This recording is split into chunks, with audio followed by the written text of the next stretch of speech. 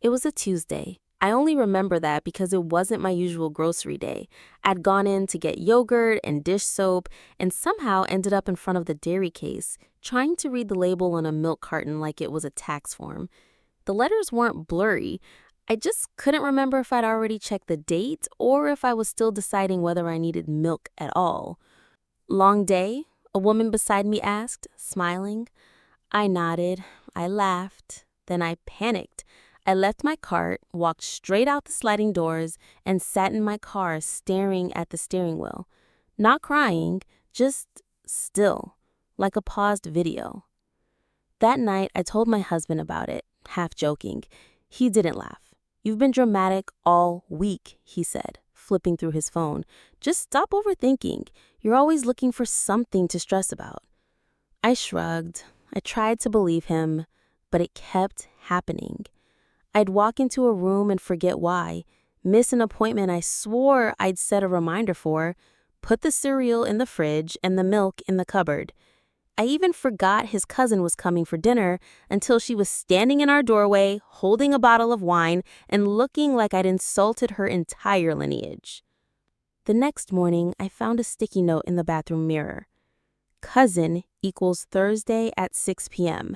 And underneath, in smaller writing, "Try to keep up." I hadn't written that.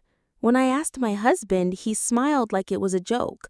"Oh, you wrote it. You just forgot." He said it too casually, too quickly. I felt a chill that had nothing to do with the thermostat. I started carrying a little notebook in my bag, jotted things down. Times, dates, names. It didn't help. Once I wrote, "Pick up dry cleaning 2 p.m. I arrived. They told me there was nothing under my name. I checked the note again. Same address, same name. When I asked my husband about it later, he said, "You never took anything to the cleaners. You said you would, but then you got distracted by that documentary about cave painting or whatever." I didn't remember watching a documentary, but when I turned on Netflix, there it was, half watched. I began to think he was right. Maybe it was me. Maybe I really was falling apart. One evening, I was making pasta, spaghetti to be specific. I opened the jar of sauce and poured it over the noodles, only to realize I'd already done that, twice. The sauce overflowed. My husband walked in and stared at the mess. He didn't say a word. He just picked up his plate and left the room. Later that night, I found another sticky note. This one said, "Spaghetti doesn't need drowning. Neither do I." My hands trembled holding it. That was when the jokes stopped. He began talking about it in front of people. "She forgot where the car was parked again," he'd say to the neighbors. Or, "She keeps calling the dog by the wrong name. Should I be worried?" They laughed. I smiled too, but it felt like I was watching myself from the outside. Then one morning, I found him sitting at the kitchen table with a notebook, black leather, clean handwriting. He closed it as soon as I entered the room. "What's that?" I asked. "Nothing, just tracking a few things, bills, chores." I didn't ask again, but that night while he was in a shower, I flipped through it. It wasn't about chores. Each page had a date, a list of incidents. Forgot where her keys were, asked what day it was twice, burned toast again. It read like a report, like I was a patient and he was the nurse keeping a file, or the prosecutor building a case. I closed it and never brought it up. Instead, I started smiling wider, acting more put together, saying things twice to be sure they were heard.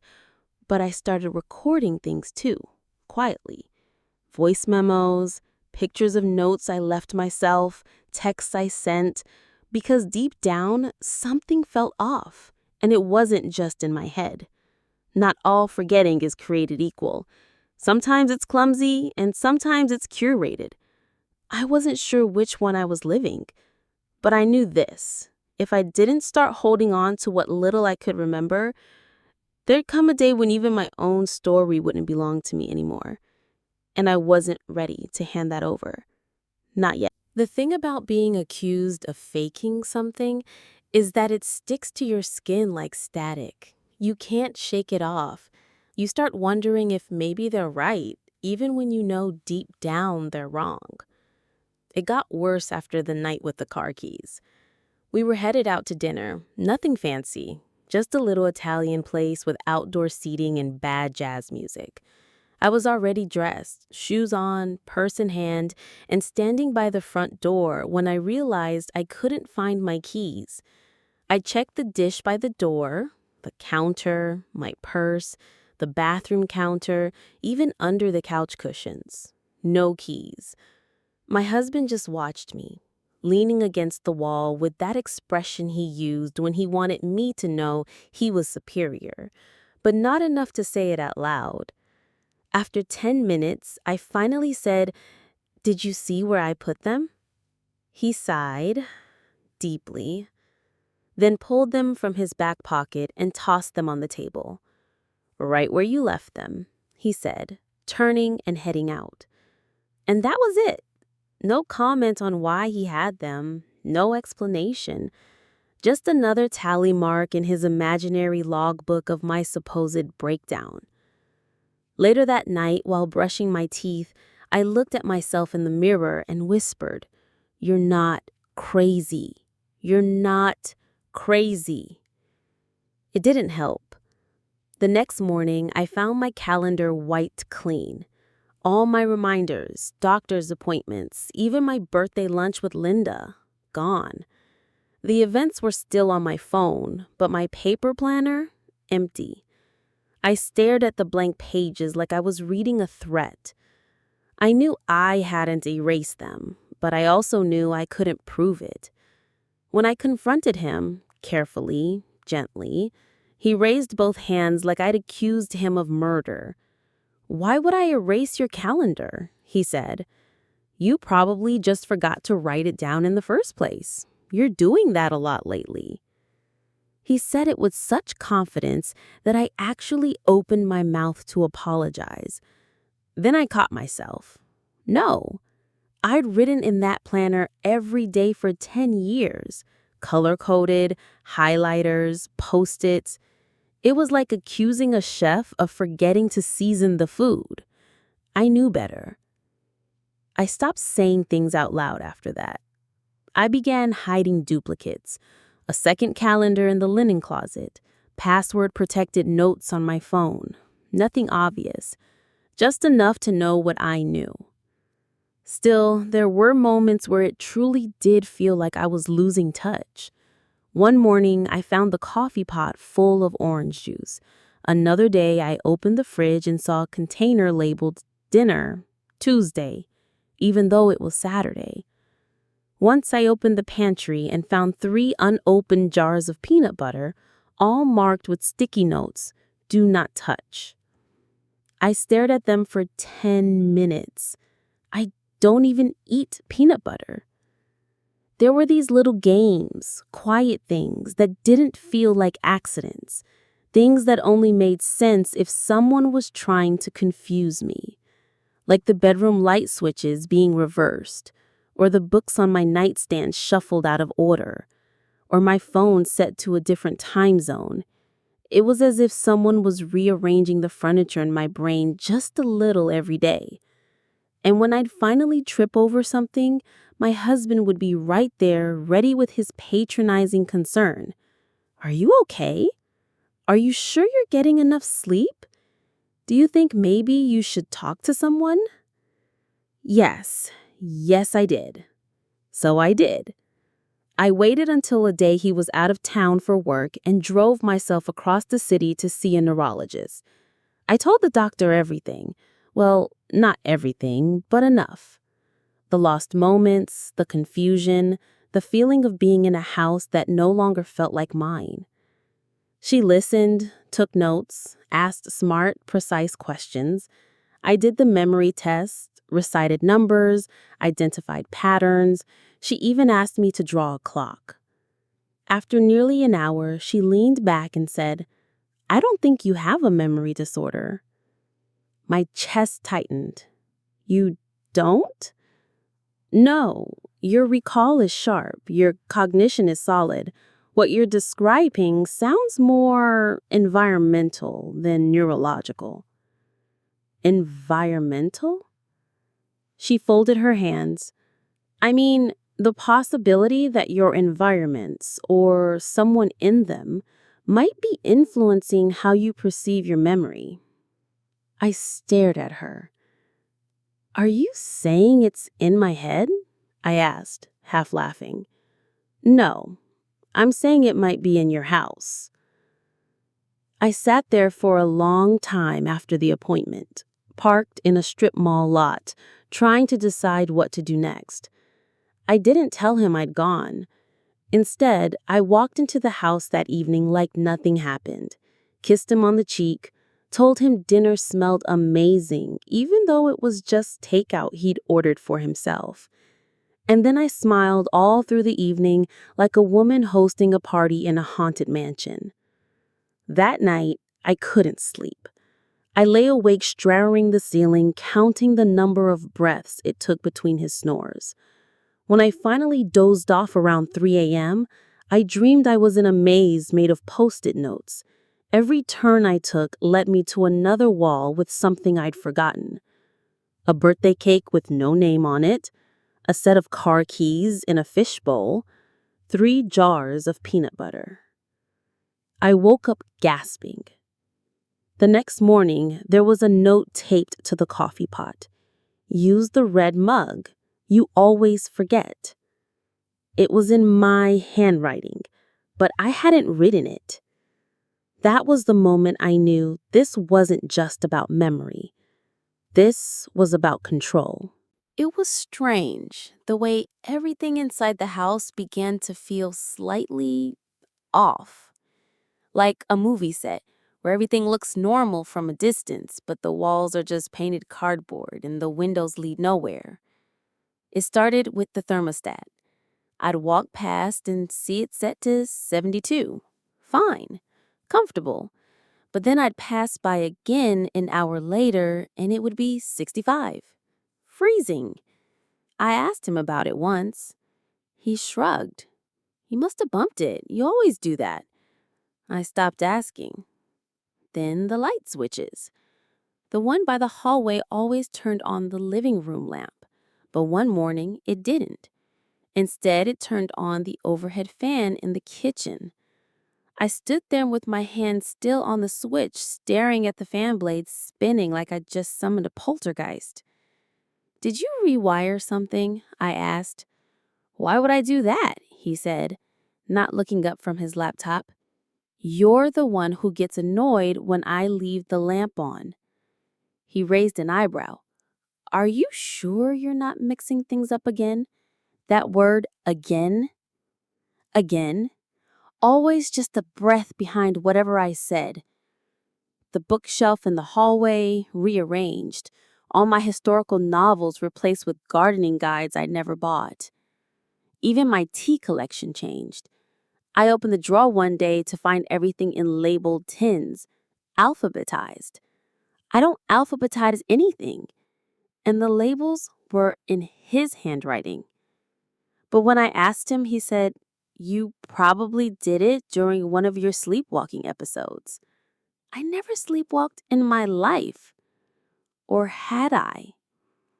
I started second-guessing things constantly, like whether I'd fed the dog, whether I'd left the stove on, whether I had ever even owned a green scarf because suddenly it was hanging on the coat rack and I didn't remember buying it. One day I was folding laundry and found a bra I didn't recognize. It wasn't mine. I held it up and just stared at it like it might tell me something. Is that new? He asked, walking past me casually. I don't think it's mine, I said, frowning. He didn't break stride. Then maybe you picked it up with someone else's dry cleaning. I blinked. We don't use a dry cleaner. Well, we must have, he said. And then he was gone, up the stairs, like the conversation never happened. And I was left holding a bra that smelled faintly of lavender detergent I'd never used. I didn't sleep that night. I sat on the couch, the lights off, listening. Every creak of the house, every car passing outside, the low hum of the refrigerator. At one point, I swore I heard the click of a phone recording, but when I turned on the lights, there was nothing. Still, the feeling wouldn't go away, the feeling of being watched in my own home. So I began to test him. I told him I was going to visit my sister. I packed a bag, walked out the front door, but I didn't go anywhere. I sat in the car, 2 blocks down, and waited. 30 minutes later, I came back. He was standing in the hallway holding my calendar. He jumped when he saw me. "What are you doing?" I asked. He closed the calendar slowly. "Just checking something." "I thought you said you don't touch my planner." "I don't. I was just making sure of something you told me." "What did I tell you?" He smiled. "You forget things all the time. I was just helping." That word, helping, it was his favorite mask. I started locking my bedroom door at night. He mocked me for it at first, then stopped. But things escalated. I began waking up to alarms I didn't set, emails sent from my account that I hadn't written. One afternoon, my phone buzzed with a reminder. Neurology follow-up, Monday at 2 p.m. Only I hadn't made one. Or had I? I clicked the calendar entry. It had been added from his email account. That's when I knew he had access to more than just my planner. I changed all my passwords, hid my new planner, started using 2 phones, one burner, one real. And I stopped talking. Not to him, at least. I became polite, breezy, a woman with no complaints, no opinions, no arguments. But every time he left the house, I searched. Closets, drawers, cabinets. I found recordings, tiny ones, labeled by date. Some of them were of me talking in my sleep. Others were just ambient sound, long hours of nothing, punctuated by footsteps, doors opening. He was building a file of what I didn't know, but I could guess. And then came the worst one. A recording of me asking in my own voice, "Who are you again?" It chilled me because I had no memory of ever saying that. I began to think maybe it was me, that maybe something in my brain had cracked quietly and cleanly and I'd never even noticed. But then one tiny moment changed everything. I saw the editing software on his computer, left open, a waveform from one of the recordings, and the label, version 3, cut intro, lower pitch. He had edited my voice, lowered the tone to make me sound slower, older, uncertain. And suddenly, I could breathe again because I knew it wasn't me. It was him. All this time. And if that was true, then I wasn't losing my memory. I was losing control, which meant I needed to start taking it back, quietly, carefully, and I'd start with the attic. The attic in our house was one of those low-ceilinged crawl spaces you could barely stand up in, full of insulation fluff and forgotten Christmas ornaments. We hadn't been up there in years, at least I hadn't. I waited for a Thursday morning when he had a dentist appointment, one I pretended not to know about, even though I'd marked it in my secret planner weeks ago. As soon as the front door closed and I heard the car back out of the driveway, I pulled down the attic stairs. They creaked like traitors. Up I went, flashlight in one hand, gloves on. It was dusty, cramped, and absolutely freezing. The kind of place that feels haunted even when you know the only ghost is a mouse with seasonal affective disorder. I shuffled through plastic bins, pushing aside old VHS tapes, baby clothes I didn't recognize, and a disassembled IKEA chair that never quite got reassembled. Then I saw it. A box marked MISC 2004, the year we got married. I opened the lid. Inside, I found programs from our wedding, a dried flower crown for my maid of honor, and beneath it all, a stack of photographs. I flipped through them slowly, my gloved fingers catching on the glossy edges, and then there it was. A photo I didn't remember ever seeing. Us. Our wedding day. But not the posed ones from the album downstairs. This one was candid. I was laughing, hair pinned up with white camellias, leaning back in his arms. And he looked young, undone, happy in a way I hadn't seen in years. But what caught my eye was the background. A woman, blurry, walking past, carrying a bouquet. And next to her, our daughter, maybe 3 years old, holding the same bouquet. Only our daughter wasn't born until 5 years after we were married. I stared, blinking. It didn't make sense. I turned the photo over. On the back, scrawled in faded ink was June 12th, 2010, vow renewal, Charleston. Vow renewal. That was it. That was what I had forgotten, or rather, what I had never been told. I remembered our wedding in 2004. Small, quick, courthouse. But this wasn't that. This was something else. Something big. And I had no memory of it. No recollection of standing under lights, of holding flowers, of watching my daughter walk beside me. Why hadn't I remembered? Why hadn't he reminded me? Had he wanted me to forget? Suddenly, the pieces clicked. All the little erasures, the half-truths, the tampered recordings. He wasn't documenting my decline. He was editing my past.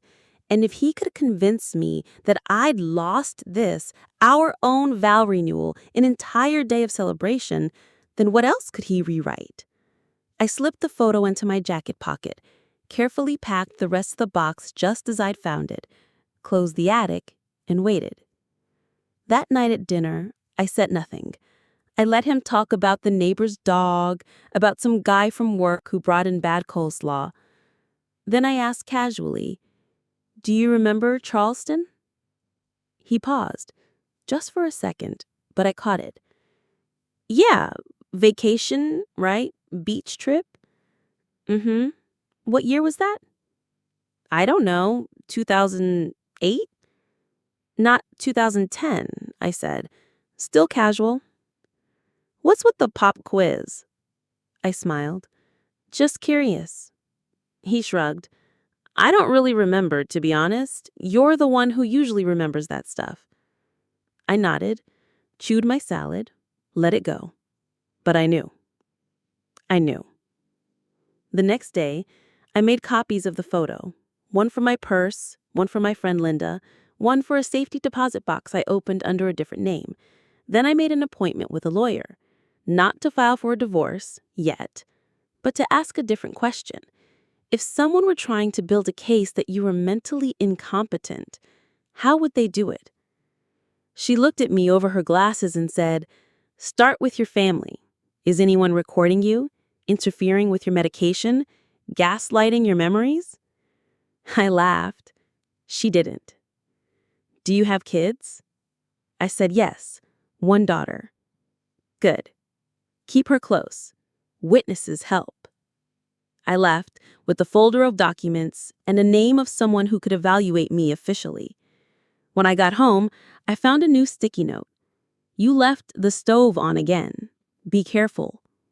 Only I hadn't used the stove all day. That night, he told me he was worried about me again. "You've been acting strange," he said softly. "You get confused. It's okay. I'm not mad. I just want to help you." I stared at him, then reached into my purse and pulled out the photo. I laid it on the table between us. He blinked, stared. "Do you remember this?" I asked. Silence. You said we never renewed our vows. You said we never went to Charleston in 2010, but here's proof we did.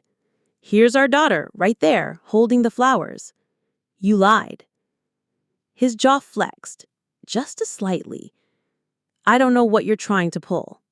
"No, that's your line." He pushed the photo away, stood up, and walked upstairs. But I had seen it. The flicker in his eyes, the calculation, the brief, involuntary pause in his breath. He wasn't worried about my memory. He was worried about my witness. Because now, I had one. My daughter. And she remembered more than he thought. It was subtle at first, the way he changed after I showed him the photo. He didn't yell. He didn't panic. He got quiet. Too quiet. Like someone resetting a chessboard, planning the next 10 moves in silence. The next morning, I woke up to find the kitchen sparkling clean.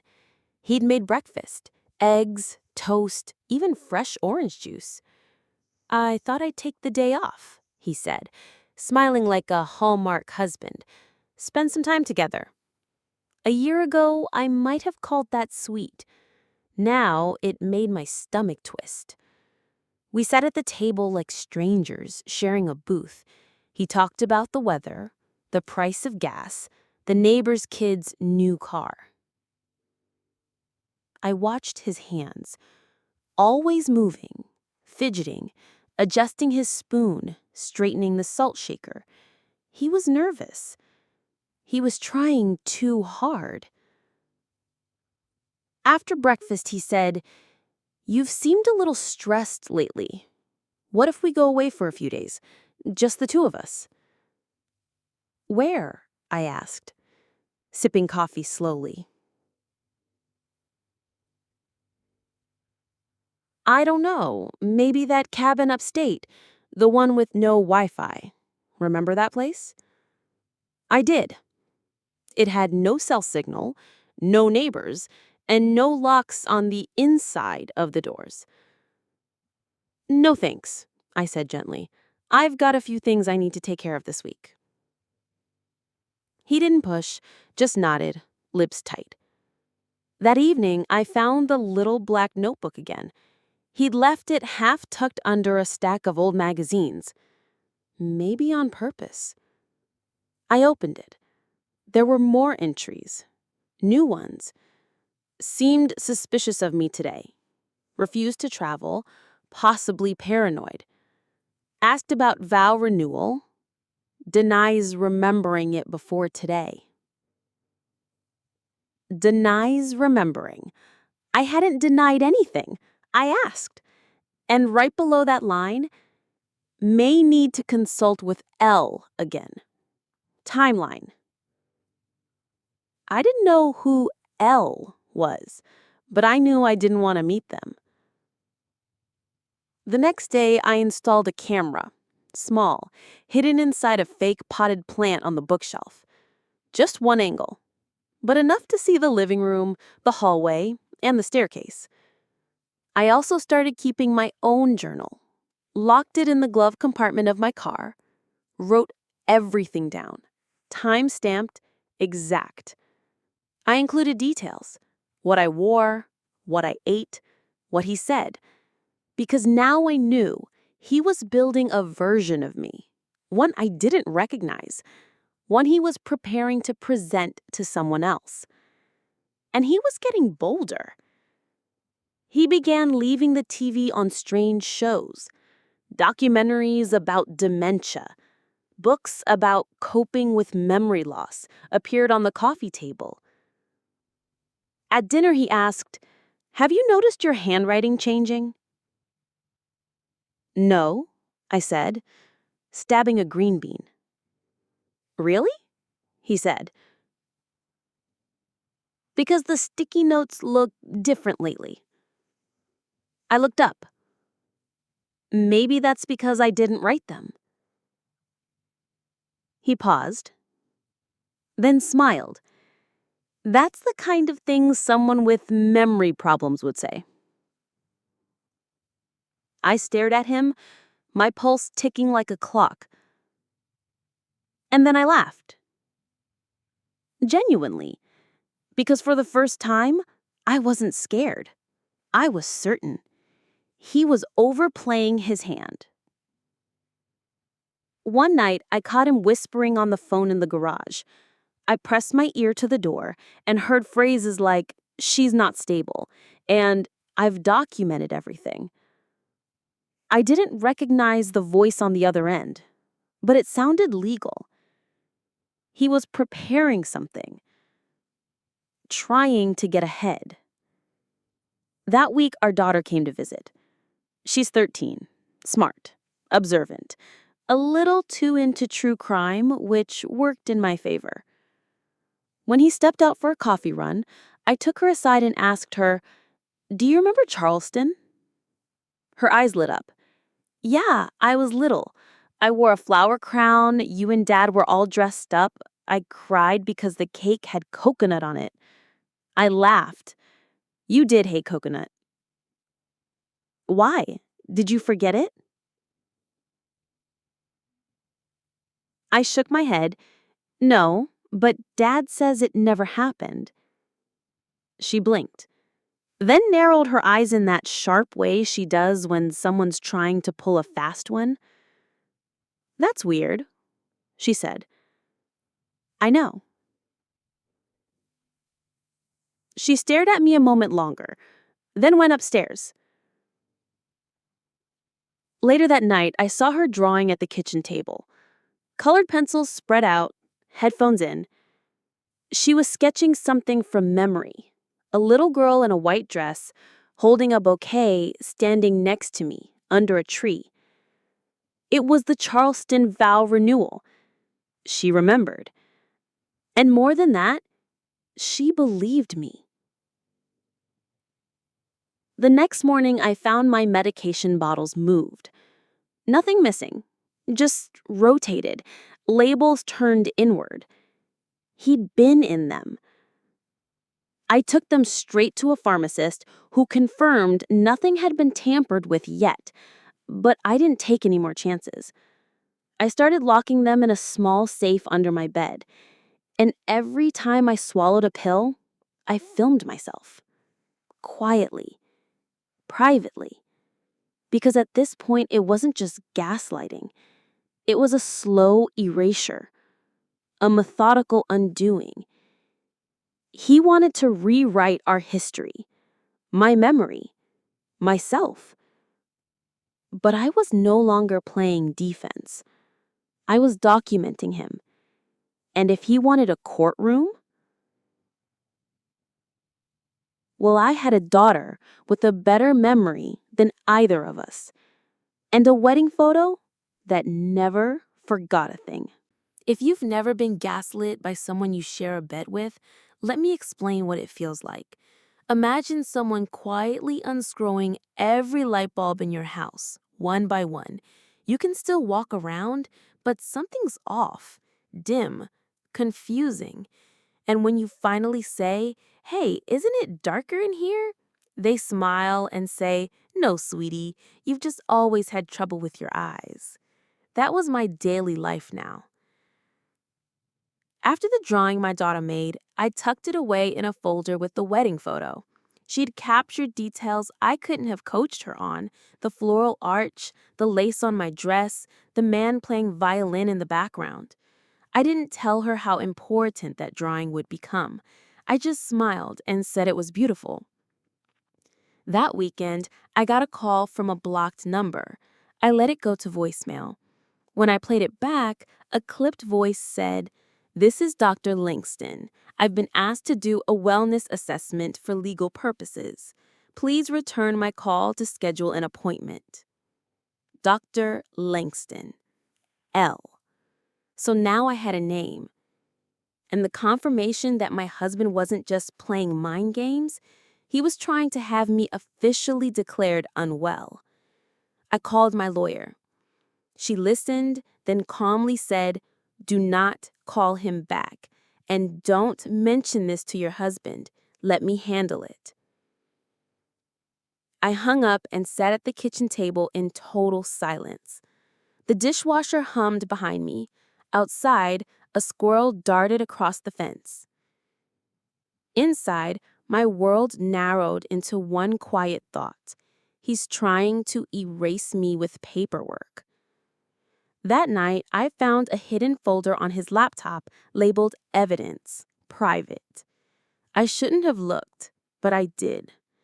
It was full of edited audio files, clips of me sounding dazed, confused, repeating myself, only they weren't full recordings. They'd been sliced up, rearranged, and altered. One file had me asking, "Where are we?" on loop, like some sad soundbite from a memory ward.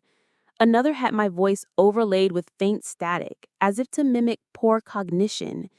Then there were the documents, typed notes he'd compiled, observed signs of cognitive decline, emotional instability, paranoia. I scrolled and scrolled, numb. It was a fictional version of me, one that only existed in his head and on his hard drive. I copied everything to a USB drive and hid it inside a hollowed-out book on my nightstand. Then I set a new passcode on the laptop. The next day, he asked, casually, "Hey, did the computer update? I can't seem to get in." I smiled. "Yeah, weird. Must have reset. Want me to take a look later?" He hesitated. "No, that's fine." That evening, I suggested we go out for dinner. Somewhere public, somewhere with cameras. We sat at a table by the window, people passing by outside. He ordered wine. I declined. Over pasta, I said, "You ever think about Charleston?" He stiffened, just barely. "I told you I don't remember that trip." I leaned in, "But she does, our daughter. She remembers the flowers, the dress. She even drew it." He sipped his wine. "Kids imagine things. You know how memory works." I nodded. "I do now." He smiled, but it was tight. Later that night, he tried to initiate something in bed. He touched my arm, said I looked beautiful. And for the first time in weeks, I felt terrified. Not confused, not hurt, just terrified. Because now I knew this wasn't about love or even resentment. This was about possession. I turned away and pretended to fall asleep. Then after midnight, I watched him through slitted eyes. He got up, left the room, and returned 15 minutes later. The next morning, my safe was open. But the wedding photo and the drawing, they weren't inside. Because I'd moved them 2 days before. I kept them in a locked, fireproof envelope at Linda's house now, along with the USB drive. I didn't say anything to him. Instead, I began preparing my daughter. Not with scary warnings, not with fear, but with facts.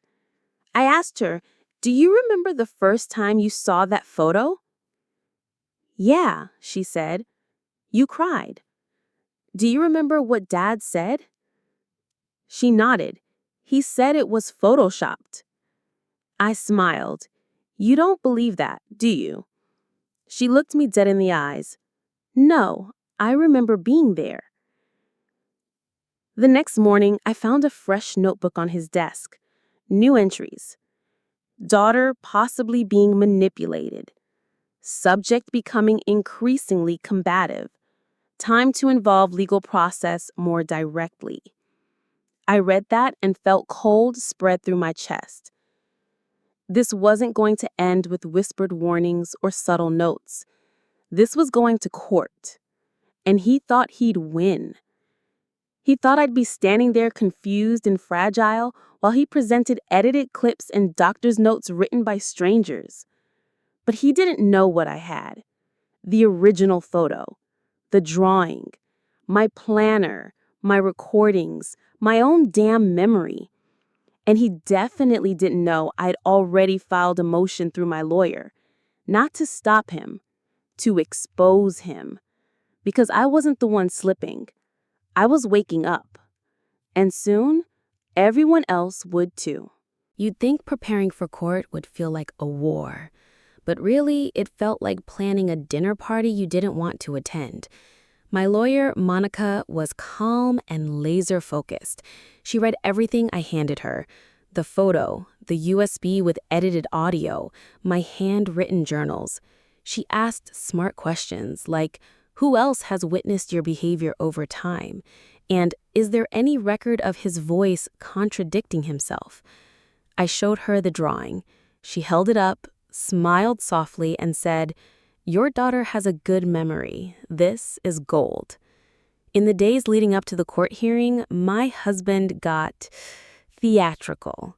He began hovering more, asking if I needed help getting dressed, offering to take over basic tasks like driving or scheduling appointments, just so he could later claim I couldn't manage them. Once, while I was watering the plants, he said, I've been thinking, maybe it's time we brought in some help around the house, someone trained, just so you can rest more." I looked at him, blinked slowly, and replied, "Oh, don't worry, I already have help." He didn't ask what I meant. The next day, he brought home a document, a form he'd filled out for a voluntary wellness evaluation. "You just need to sign here," he said, smiling too wide. "It's not a big deal, just so we have something official." I scanned it, paragraph after paragraph of legal jargon that essentially boiled down to this: I hereby authorize my husband to act in my best interest should I be found unable to make sound decisions. I looked at him. "Why are you trying to get me to sign away my life?" He laughed. "Too hard. Don't be dramatic. It's just a precaution." I slid the paper back to him and said, "I don't sign anything I didn't write." That was the first time he didn't have a comeback. Later that week, he tried again, but this time in front of our daughter. We were all in the kitchen when he casually said, "Mom's be a little overwhelmed lately, huh? Maybe we should take a break from school visits and activities until she's feeling better." Our daughter looked at me, then back at him. "She's not overwhelmed. She's just tired of you acting weird." I almost choked on my tea. He covered it with a tight-lipped smile and changed the subject. But the damage was done. She saw him. Really saw him. The next day, she handed me a little pink notebook. I started writing things down too, just in case they asked me questions.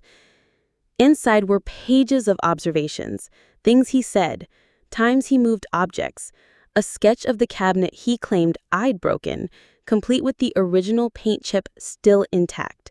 She wrote the date on everything, she added, like you taught me with our plants. I hugged her so tight, she squeaked.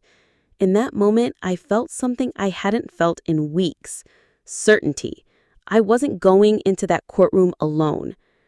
The day before the hearing, he got nervous. He stayed up late, pacing the hallway. I could hear his footsteps through the wall. Thud, pause. Thud, pause. Around midnight, he knocked on my door. "Can we talk?" I opened it, stepped out, and closed it behind me. "I don't know what you're planning," he said, his voice low, "but I just want what's best for you." "Really? Is that what the audio editing was for, or the fake sticky notes?" His eyes flicked downward, then back up. "You're confused. I get it. You're not well, and I've tried to protect you from what that means." "No," I said. "You tried to protect your version of me, the one who forgets just enough to make you the hero." He didn't reply. He didn't have to. The courtroom wasn't a dramatic affair. No jury, just a judge, a few chairs, and a painfully beige carpet. He arrived first, papers in hand, dressed like a grieving spouse in a drama series.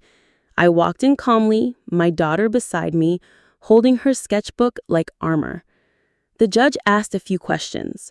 My husband spoke first, citing numerous signs of decline, episodes of confusion, and dozens of recorded incidents. He played an audio clip, me asking, "What day is it?" with a vacant tone. Then Monica stood and said, "Let's listen to the full version, shall we?" She hit play on my recording. It started the same, my voice asking, "What day is it?" Then his reply, offhand, Thursday. You've asked 3 times. My laughter followed. That's because it feels like Monday. I swear I haven't had coffee in 2 days. Laughter. Normal conversation. The judge glanced at my husband.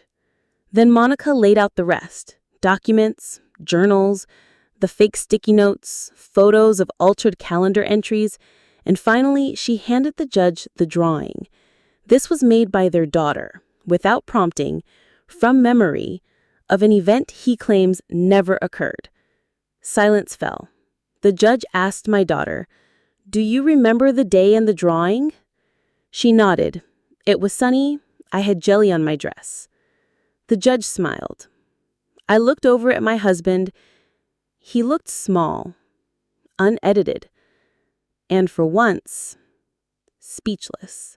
There's a particular silence that falls in a courtroom when someone's story begins to unravel. It's not loud or dramatic. It's the stillness that happens when people stop believing the version they were leaning toward and begin recalculating. That silence filled the room the moment the judge laid the drawing down on the desk. My husband looked like he wanted to speak. He even opened his mouth, but no sound came out. Just a flicker of panic behind the carefully practiced concern. The judge cleared her throat. "Mr. Radley, your wife's memory appears to be quite intact. The submitted recordings, once viewed in their entirety, do not support your claim of cognitive decline." He shifted in his seat, straightened his tie. "With respect, Your Honor, she's been manipulating these situations. She's creating a narrative to make me look controlling." Monica raised a hand. "If I may?" The judge nodded. Monica stepped forward, calm as ever. "Your Honor, I'd like to submit Exhibit F, metadata logs from the edited audio files found on Mr. Radley's personal laptop. They include timestamps and revision history. It proves fabrication." She passed the folder to the clerk. The judge flipped through it with the tired efficiency of someone who's seen this kind of thing before, though maybe not quite like this. "This is extensive," she murmured. My husband leaned forward. "She's convincing, I'll give her that. She's always had a flair for the dramatic." "I never did," I said softly, loud enough for the room to hear. "But I learned from the best." There was a beat of silence. Then, surprisingly, the judge smiled, just slightly, the kind of expression you make when someone finally stops pretending. "I believe I have heard enough," she said. She turned to me. "Mrs. Radley, are you requesting any additional protections today?" Monica nodded for me to answer myself. "Yes, Your Honor. I'd like a temporary restraining order. I'd like to remove him from our shared residence until I can pursue separation legally. And I'd like full decision-making rights regarding our daughter, given the nature of what's been attempted." The judge didn't hesitate. "Granted. Effective immediately. Court adjourned." The gavel hit like a heartbeat. And just like that, it was over. Except, of course, it wasn't.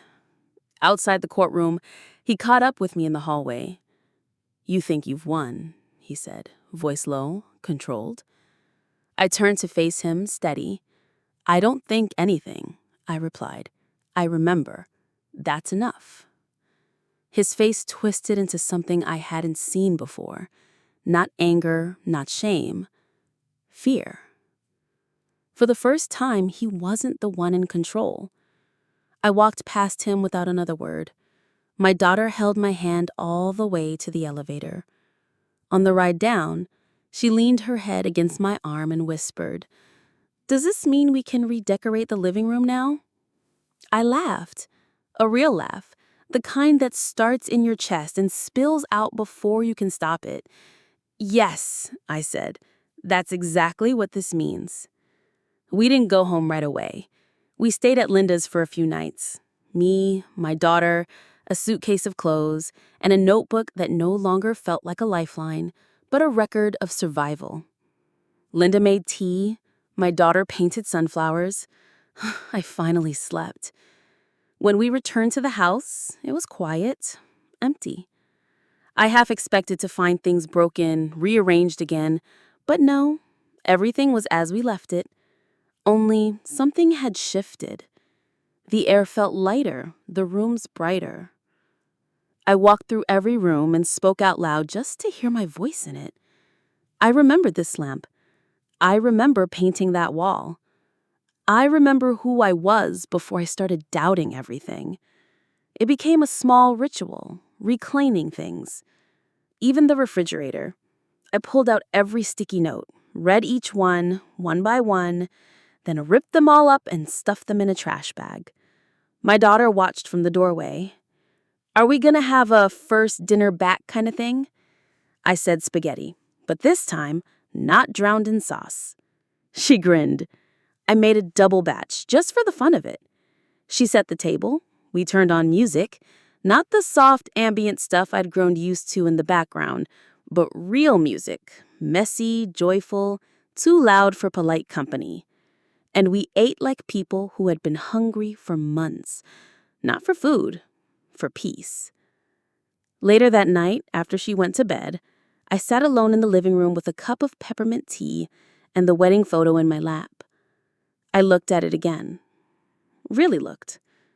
There we were, me and him, laughing, dancing, glowing, and her, small, watching. I wasn't sad. I wasn't even angry anymore. I just understood now. Memory isn't about holding on to every detail perfectly. It's about knowing who you were, even when someone else tries to tell you otherwise.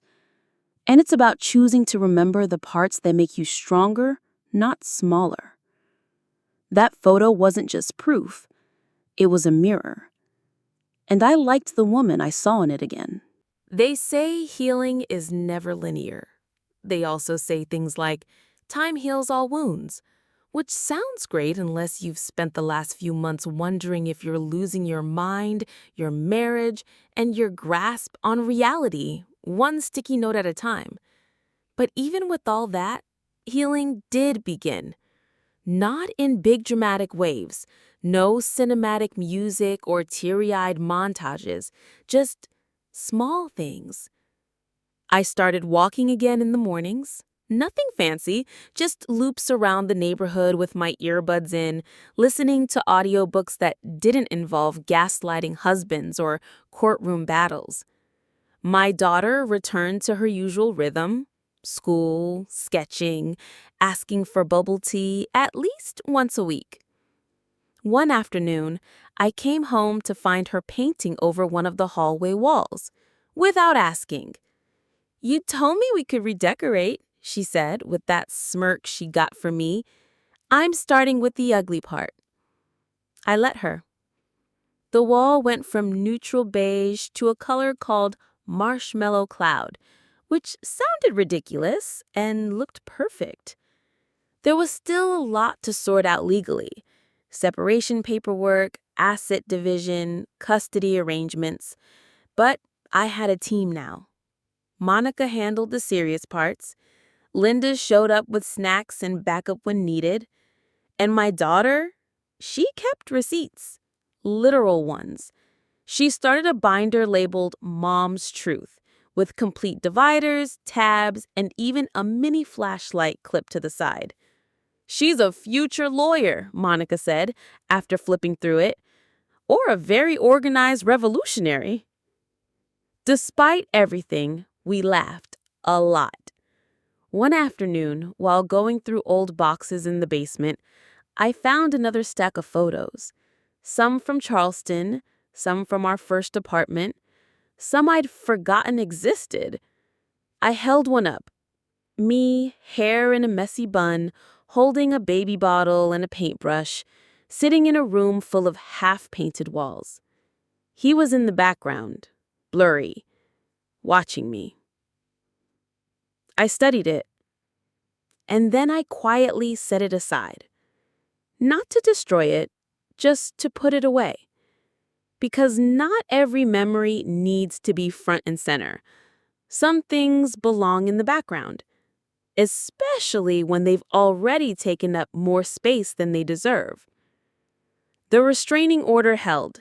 He didn't try to contact us, at least not directly. Though there was one anonymous email that read, "You really think the world believes your version?" I didn't reply. I didn't need to, because I had stopped worrying about what the world believed. I believed me, and that was more powerful than I realized. Still, trauma is funny. It lingers. It shows up in places you don't expect. Like forgetting where you parked the car and immediately spiraling, "Is it starting again?" Or misplacing your phone and hearing that whisper in your head, "Maybe you're losing it after all." But now I fight back.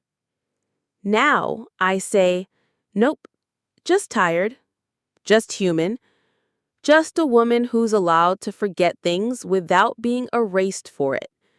Because that's what he tried to do, isn't it? Erase me. Not physically, emotionally, psychologically. And I almost did, but he underestimated something important. I wasn't alone. Even when I felt like it, I wasn't. There was my daughter, scribbling memories in pink ink. There was Linda, bringing lemon squares and rolling her eyes at his smug comments. There was Monica, with her folders and calm, cool voice. And there was me, the version of me that quietly survived while the house tilted sideways, the one who took notes, asked questions, refused to sign anything. She may have felt shaky, but she was awake, and now she was in charge. I repainted the bedroom next, a soft shade of green that my daughter said made it look like a spring garden. I changed the locks, bought a new comforter, even replaced the alarm clock, because the old one had a recording feature he never told me about. These weren't acts of revenge, they were acts of return. Returning to myself, returning to the idea that home isn't just where you live, it's where you're believed, where you don't need a paper trail to prove you were there.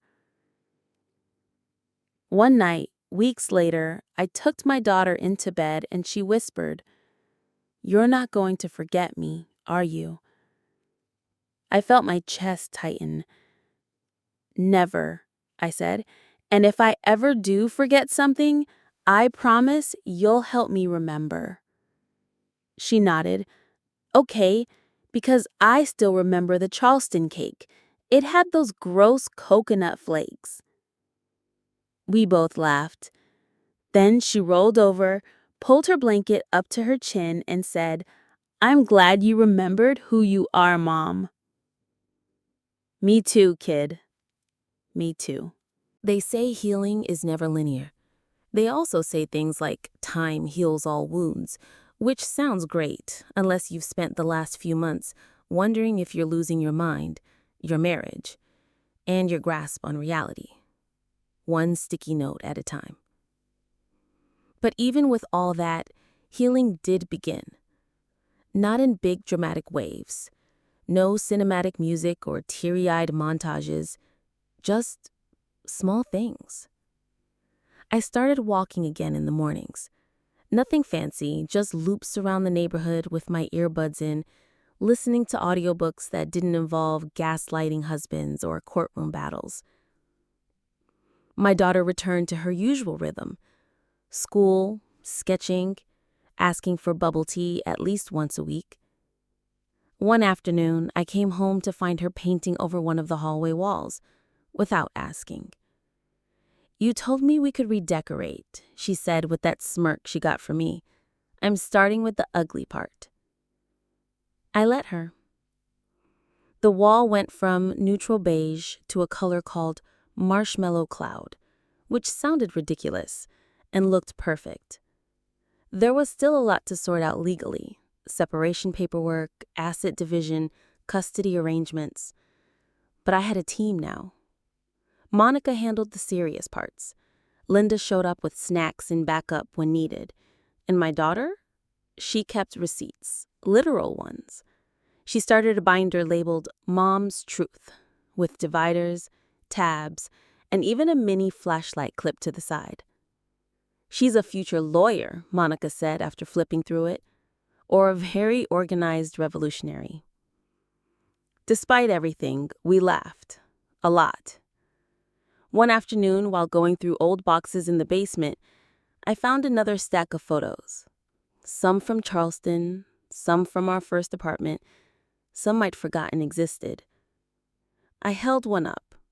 Me, hair in a messy bun, holding a baby bottle and a paintbrush, sitting in a room full of half-painted walls. He was in the background, blurry, watching me. I studied it. And then I quietly set it aside. Not to destroy it, just to put it away. Because not every memory needs to be front and center. Some things belong in the background, especially when they've already taken up more space than they deserve. The restraining order held. He didn't try to contact us, at least not directly, though there was one anonymous email that read, "You really think the world believes your version?"